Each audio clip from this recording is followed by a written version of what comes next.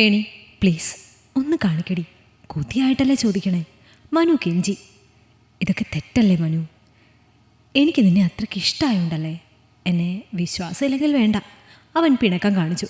വേണ്ട, പിണങ്ങണ്ട, ഞാൻ കാണിക്കാം. നീ മിണ്ടാതിരുന്നാൽ എനിക്ക് സഹിക്കില്ല മനു. Love you Veni. എനിക്കറിയാം നിനക്ക് നോ പറയാൻ പറ്റില്ലെന്ന്. വേഗം കാണിക്ക്, എനിക്ക് കൊതിയായിട്ട് വയ്യ. മനസ്സില്ലാ മനസ്സോടെ വേണി ഇട്ടിരുന്ന ഡ്രസ്സൂരി. എന്നിട്ട് മൊബൈൽ ക്യാമറ തൻ്റെ ശരീരം കാണുന്ന വിധത്തിൽ പിടിച്ചു. വെളുത്തു തുടുത്ത ശരീരത്തിൽ പറ്റിച്ചേർന്ന് കിടക്കുന്ന വസ്ത്രങ്ങൾ കണ്ട് അവൻ്റെ കണ്ണുകൾ തള്ളി. അതോടെ മാറ്റുവേണി, ഇത്രയും കാണിച്ചില്ലേ നീ? അത് വേണ്ട മനു, എനിക്ക് ഇത് തന്നെ നാണാവുന്നു. പ്ലീസ് ഡി, കൊതിയായിട്ട് പാടില്ല, ഒന്ന് കാണിക്കുമുത്തേ. എൻ്റെ പൊന്നല്ലേ, നീ ഇത്രയും ഗ്ലാമറാണെന്ന് വിചാരിച്ചില്ല ഞാൻ. എന്തൊരു സുന്ദരിയാ നീ, കടിച്ച് തിന്നാൻ തോന്നുന്നു. അവൻ്റെ വാക്കുകൾ കേട്ട് വേണി കോരി തരിച്ചുപോയി. ഇതുവരെ അറിയാത്ത എന്തൊക്കെയോ വികാരങ്ങൾ അവളെ പൊതിഞ്ഞു. എനിക്ക് പറ്റില്ല മനു, അയ്യേ നാണക്കേട്. വേണി മുഖം പൊത്തി. പ്ലീസ് വേണി, ഒരു തവണ കാണിക്കുന്നേ. മനുവിൻ്റെ കെഞ്ചൽ കേട്ട് മനസ്സലിഞ്ഞ് വേണി ശേഷിച്ച വസ്ത്രം കൂടി ഊരി. തനിക്ക് മുന്നിൽ കാണുന്ന വേണിയുടെ നഗ്നമായ ശരീരം കണ്ട് മനു സ്തംഭിച്ചു നിൽക്കുന്നത് നാണത്തോടെ അവൾ കണ്ടു. കൂമ്പി തുടങ്ങിയ മാരടങ്ങളും മാറിന് നടുവിലെ കാക്കപ്പുള്ളിയും കാണാൻ നല്ല ഭംഗി തോന്നി അവന്. നിന്നെ ഇങ്ങനെ ഡ്രസ്സൊന്നുമില്ലാതെ കാണുമ്പോൾ എനിക്ക് കൺട്രോൾ പോകുന്നു പെണ്ണേ. You are very hot Veni, I love you dear. അടുത്തുണ്ടായിരുന്നെങ്കിൽ നിന്നെ കെട്ടിപ്പിടിച്ച് ഞാൻ ഉമ്മ തന്നേനെ. മൊബൈൽ ക്യാമറയിൽ മനു കുറേ ഉമ്മ വെച്ചു. ഞാൻ പോവാം മനു, കണ്ടത് മതി. എനിക്ക് ആകെ നാണം തോന്നുന്നു. ശരീരമാകെ കുളിര് കോരുന്ന പോലെ തോന്നിയിട്ട് വേണി വീഡിയോ കോൾ കട്ടാക്കി. ബെഡ്ഷീറ്റ് കൊണ്ട് ദേഹം മൂടി അവൾ കിടന്നു. ഇതുവരെ അറിയാത്ത എന്തൊക്കെയോ വികാരങ്ങൾ ശരീരത്തെ തളർത്തിയിരുന്നു. മനുവിനോട് മിണ്ടാതിരിക്കാൻ പറ്റുന്നില്ല. അവൻ ഇങ്ങോട്ട് പ്രണയം പറഞ്ഞ് പ്രപ്പോസൽ ചെയ്ത മുതൽ ഒഴിഞ്ഞു മാറിയിട്ട് ഓരോന്ന് പറഞ്ഞ് അവൻ അവളെ തന്നിലേക്ക് അടുപ്പിച്ചു. ഡിഗ്രി 3-ാം വർഷം പഠിക്കുകയാണ് വേണി. 2 മാസം മുൻപാണ് ഫേസ്ബുക്ക് വഴിയാണ് വേണി മനുവിനെ പരിചയപ്പെടുന്നത്. മനുവിൻ്റെ അച്ഛന് ബിസിനസ്സാണ്, അമ്മ ഏതോ ഓഫീസിൽ റിസപ്ഷനിസ്റ്റ്. മനു ഒരു IT കമ്പനിയിൽ വർക്ക് ചെയ്യുന്നു. എറണാകുളമാണ് താമസം, വേണി കണ്ണൂരാണ്. ഒരു സൗഹൃദത്തിൽ തുടങ്ങിയ ബന്ധം 2 മാസം കൊണ്ട് പ്രണയത്തിലെത്തി. മനു ആണ് അവളെ ആദ്യം പ്രപ്പോസ് ചെയ്തത്. അവൻ ഇഷ്ടം പറയുന്ന സമയത്ത് വേണിക്ക് ഒരു ലവർ ഉണ്ടായിരുന്നു, പേര് കാശി. 1.5 വർഷമായി കാശിയുമായി പ്രണയത്തിലായിരുന്നു. അവനുമായി എന്തോ വഴക്കായി പിണങ്ങി നിൽക്കുമ്പോഴാണ് മനുവിനെ പരിചയപ്പെടുന്നത്. അവനോട് ആദ്യം നോ പറഞ്ഞു ഒഴിഞ്ഞെങ്കിലും മനുവിൻ്റെ ദിവസേനയുള്ള വിളിയും സംസാരവും അവൻ്റെ ആദ്യ പ്രണയിനി നല്ല അസല് തേപ്പ് കൊടുത്ത കഥകളൊക്കെ കേട്ടപ്പോൾ വേണിക്ക് അവനോട് മനസ്സലിവ് തോന്നി. അങ്ങനെ അവളും അവനോട് ഇഷ്ടം പറഞ്ഞു. അങ്ങോട്ടും ഇങ്ങോട്ടും ഫോട്ടോസ് അയച്ചും കുറേ സമയം സംസാരിച്ചും രാത്രി മുഴുവനും ചാറ്റിങ്ങിൽ മുഴുകിയും അവർ സല്ലപിച്ചു. സംസാരങ്ങൾ തെറ്റായ ദിശയിലേക്ക് മാറി.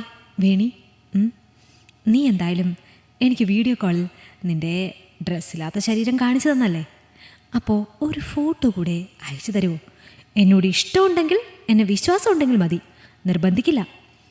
രാത്രി പതിവ് ചാറ്റിൽ മനു ചോദിച്ച ചോദ്യം കേട്ട് വീണി ട്രാപ്പിൽ പെട്ട പോലെയായി. കൊടുക്കാനും കൊടുക്കാതിരിക്കാനും പറ്റാത്ത അവസ്ഥ. എന്താ മനു നീ ഇങ്ങനെ? അപ്പോഴേ പറഞ്ഞതല്ലേ ഞാൻ ഒരിക്കലേ കാണിക്കൂ, ഇനി ചോദിക്കല്ലെന്ന്. കാണാൻ ആഗ്രഹം തോന്നിയതുകൊണ്ടാണ് നിന്നോട് ചോദിച്ചത്, അല്ലാതെ വേറെ ആരോടാ ചോദിക്കുക?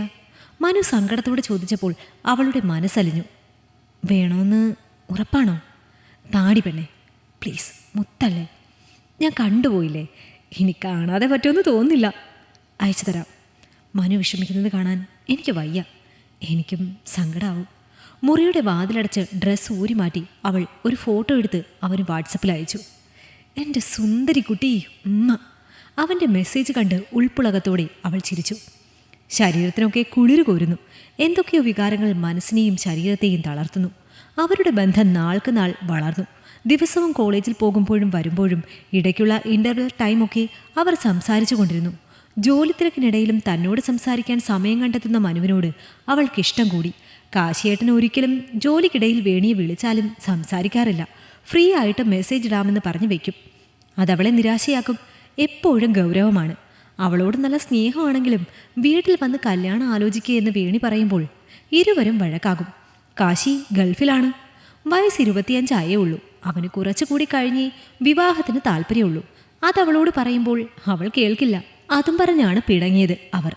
അവൾ വിളിക്കട്ടെ എന്ന് കാശിയും അവൻ വിളിക്കട്ടെ എന്ന് വേണിയും വാശി കാണിച്ചു. ആ ഗ്യാപ്പിൽ മനു കയറി ഗോൾ അടിക്കുകയും അവളെ വീഴ്ത്തുകയും ചെയ്തു.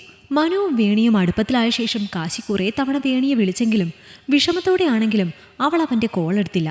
കാശിയുടെ മനസ്സിൽ ഇപ്പോഴും ഒരിഷ്ടമുണ്ട്. പക്ഷേ താൻ തെറ്റ് ചെയ്തു പോയി. മനുവിൻ്റെ സ്നേഹത്തിന് മുൻപിൽ മതിമറന്ന് തൻ്റെ പാതി നഗ്നത അവനെ കാണിച്ചു പോയി. ഇനി കാശിയേട്ടൻ്റെ ജീവിതത്തിലേക്ക് പോകുന്നത് ശരിയല്ല. മനു തന്നെ ഭ്രാന്തമായി സ്നേഹിക്കുന്നു. താനും കൂടി ചീറ്റ് ചെയ്താൽ അവൻ പിന്നെ ഉണ്ടാവില്ലെന്ന് പറയാറുണ്ട്.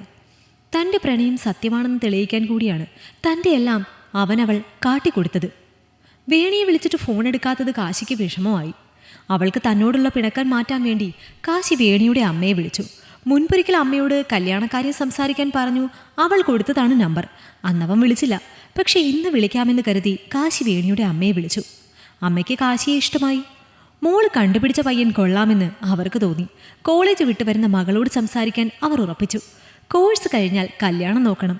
അതിനു മുൻപ് എല്ലാവരെയും അറിയിച്ച് ഇത് ഉറപ്പിക്കണം. മോളെ, കാശി ഇന്ന് എന്നെ വിളിച്ചിരുന്നു.